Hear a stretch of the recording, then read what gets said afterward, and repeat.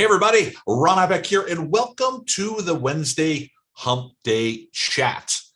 I know it's not a clever name, but hey, it's the best we came up with so far. I'm here with my buddy, Gerry Frank, and I think we've got a pretty timely subject right now as we're rolling into those summer months. So, Gerry, say a few words so it's just not me yakking right off the bat.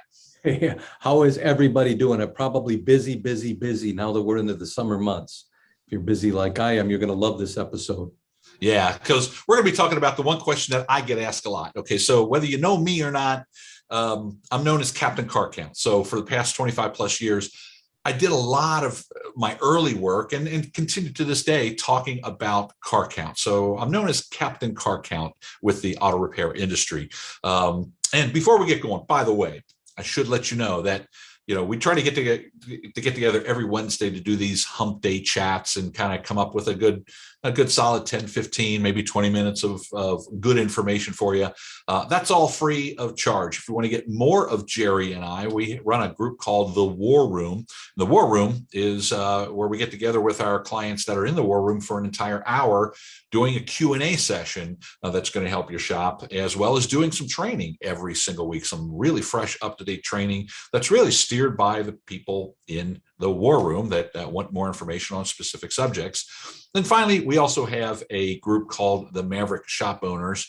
That's the giant M on Gerry's shirt there. Maverick Shop Owners, what we do is help shop owners get to that $100,000, $200,000, $250,000 take-home income level, and at the same time build that dream $1 million, $2 million, $3 million business that they always dreamed of. And if you want information on it, just kind of ping us back. We're everywhere, so you'll find us on there. So about today's subject.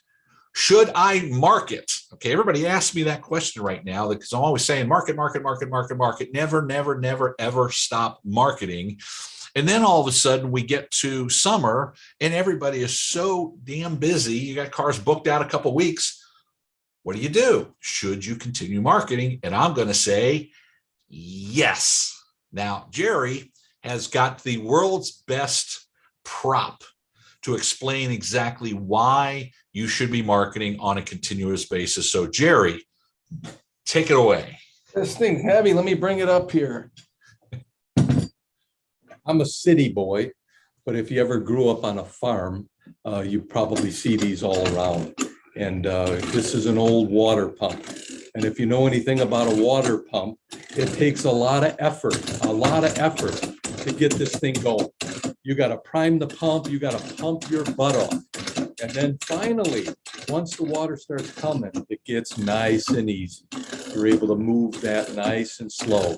So maybe in the slower months, you've got to really start pumping away on this thing to get some water come out. But if you shut it off, if I stop pumping, if I stop marketing, what happens? It takes a long time to get that momentum back again. So think about this pump when you think about your marketing. You could slow it down a little bit in the summer months, but don't ever cut it off. You always need to do that foundational marketing and keep the water flowing. Yeah. So I hope you guys understand where we're going with this thing. Always be marketing.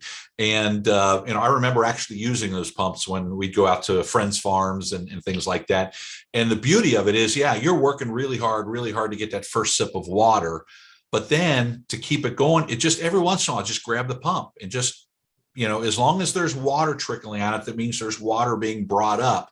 The minute that the water starts going the other way, you have to start all over again. And it's exactly the same thing with your marketing.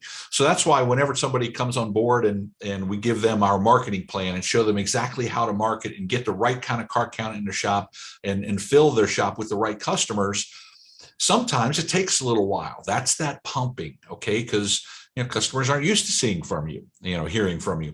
But as they get in, and I'm a big fan of marketing to your own clientele and keep your clientele coming back, that's that grab the pump every once in a while and just keep the water flowing on there. So that should tell you exactly who you should be marketing to. You shouldn't just be marketing to everybody right now, especially right now. Most shops that we come across are pretty well booked. Some of them book 2 weeks, 3 weeks. I've heard somebody the other day tell me they were at least a month out. They could not handle any more business, and they asked that question. Why bother marketing? Well, exactly for that reason. See, you're in the relationship building business. Okay. So when you get a customer in the door, and a lot of times, if you've been paying for marketing to get them in the door, it's not a really profitable first sale, because all that money you put towards marketing to get them in the door is, you have to go against those expenses. The second visit, the third visit, the fourth visit becomes a lot more profitable, because it doesn't take a whole lot of marketing to get them back in the door. Because now they know, love, and trust you. They know your great customer service. They know you've done a great job. They like the people they're working with. And it's a whole lot easier to keep them coming back. So what you want to do is you want to go look in your database, because you always want to be marketing. Never let go of that handle and let the water run all the way back down. You work hard to get them in the door the first time. Just make sure you don't forget about them, because that's the reason why most people don't come back, is you just ignore them. You just forget about them. And, oh my God, I forgot about you. You came in the door. You got lucky getting in the back in the door. Meanwhile, somebody's out there spending a whole lot of money trying to steal your customers away from you. Okay. So look at your best customers, the people that you want to come back. Just because you did business with somebody before doesn't necessarily mean that they are the best customer for you, right? I mean, if they come in time and time again, and they just get an oil change, and you're doing all kinds of inspections, and you're presenting, a lot of maintenance items that need to be done, and they never get anything done, and until next time you come in, you realize that brake job you quoted has already been done by somebody else. You know the person. That's not somebody you want to be spending your time, money, and effort, especially at this point, to get back in the shop, if ever. Okay.